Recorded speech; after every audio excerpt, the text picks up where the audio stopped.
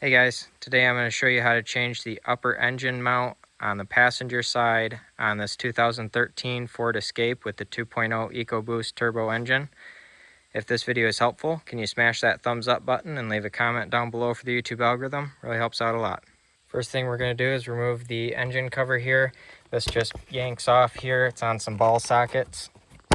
And there's one here and one back here. Now we're going to remove the reservoir bottle here. So squeeze these tabs, lightly wiggle, and remove this line here out of the way. We're just going to unclip it and just set it off to the side. Be careful, these can get brittle. Now we are going to wiggle and tug on this reservoir bottle. There's another clip like this one in the back that you just need to wiggle and lift. And then you can set this off to the side here as well. Now we're going to get a floor jack to put under here underneath the oil pan. You just want to put the jack on the oil pan so that the engine doesn't fall down when we unbolt the motor mount. Now we're going to take an 18mm socket and break loose these three nuts right here and remove them.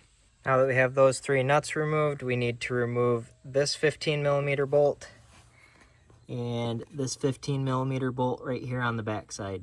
Now we can lift this mount right up and out. So here we got our new one. I will have this linked down below where you can get this online.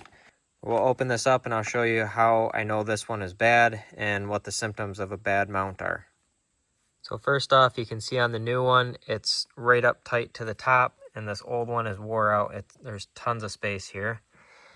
Now, what this old one was doing is I was getting a kind of like a thunk, like a bad strut. I changed the strut and all the other suspension, and I was still getting that tap. And the reason is, so you can see right down here, the rubber on the bottom is wore out, and so it was clunking right here on the bottom of the mount. And so as you're going over any kind of bumps or rattle, this would just clunk down here onto the bottom of the mount and give you that thunk, thunk, thunk like a strut.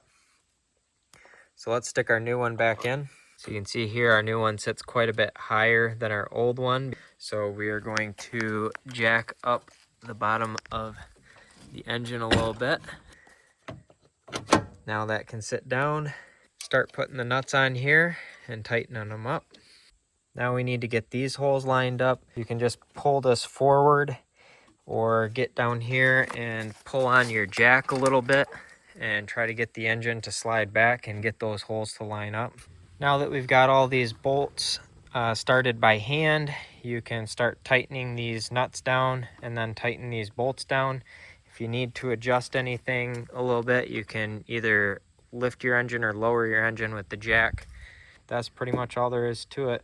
Just replace your reservoir bottle when you're done and you're finished.